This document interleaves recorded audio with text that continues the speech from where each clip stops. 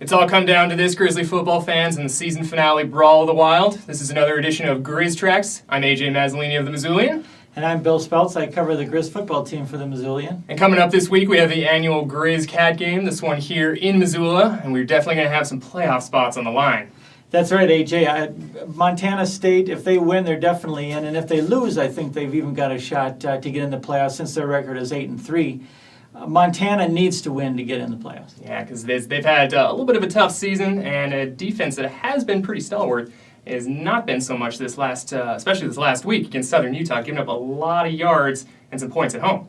That's definitely a concern to the way Southern Utah outgained Montana in yardage, and Eastern Washington put up a lot of points, a lot of yards against the Montana defense. So that, especially the secondary, is going to get tested. Southern Utah really went at Montana's cornerbacks last week. Yeah, and the Cats have really the most prolific offense they've ever had in program history this year. So many weapons on offense and just able to do a lot of things. So it's going to be kind of a tough test, really, for the Grizzlies. That's really what I talked to Coach Rob Ash, and he says that's what's really given them the extra push this year is their diversity and their balance. They've got so many weapons, it's hard to pin anyone down. Last year it was a little bit easier, and they're going to add one this week.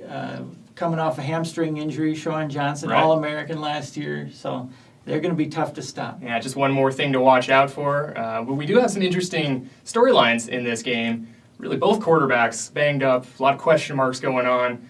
Jordy Johnson on the Griz side hurt that ankle last week in Southern Utah, and I mean, you can't imagine he's going to be 100% even if he plays. Right. It might be a situation kind of like if you remember 2 weeks ago with Vernon Adams. He was fine throwing the football, but he wasn't himself. He couldn't move in the pocket the way he's used to moving. So, yeah, Jordy Johnson's going to be cold. You know the ankle isn't healed up when he's in a walking boot on Tuesday.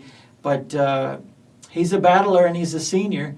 And I got to believe that maybe even Dakota Prukup will play, even though Rob Ash says that his starter, Prukup, probably won't start the game. I could see him playing in this contest. They held him out last week, and it's such a big game. He's their leading rusher and passer.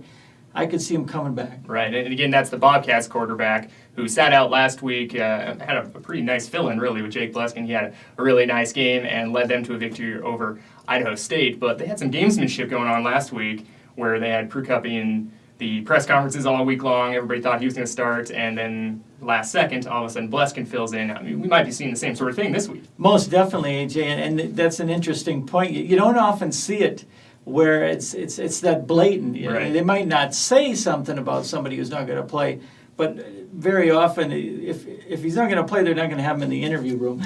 Right, and everybody found out about Bluskin pretty much day of, and yet Rob Ash had told him that he was going to start the previous Sunday. So they knew all along and knew what they were getting into. But this week, both those quarterbacks, either way, even if they do play, they're going to be moved a little bit, or they're going to be moving a little bit slower in the cold weather, and just really because they're going to be a bit banged up. And that doesn't fare very well for Jordan Johnson, who has really had to run for his life a lot this year. Definitely, and Montana State, you have to say, is a little more acclimated to the weather. They played in a bone-chilling on a Saturday last week, and Montana really hasn't had to deal with that in a while here at home. So it could be a little bit of an adjustment. It's not like last year when they played Coastal Carolina and it was below zero. Freezing. Yeah. There's some interesting storylines otherwise. Jordan Johnson 2-0 against the Cats. I'm sure they'd love to get at him this one last time. And the Grizzlies getting to play at home where they've been a completely different team than they have on the road. All those losses coming on the road. That is an interesting storyline. It's funny because the visiting team has won the last 5 years in the matchup, so they're used to dealing with the crowd noise over here. On the other hand, it was Denarius McGee who was able to conquer the elements and the hostile crowd here the last 2 times they won in Missoula. It's a new quarterback this year. Coach Ash says that they've played in front of some large crowds this year, but there's just nothing quite like the 26,000 fans right on top of you at Washington Grizzly Stadium. Yeah, nothing like Washington Grizzly Stadium, and it'll certainly be a fun one to watch on Saturday. That's a 3:15 kickoff in Missoula, and make sure to keep up with Griz Cat Week all week long with the Missoulian, and check out Mazzolini.com for plenty more on the matchup, and check out our Griz Tracks video next week as we wrap up the game, and maybe look forward to a little bit of playoffs. Thanks for tuning in this week.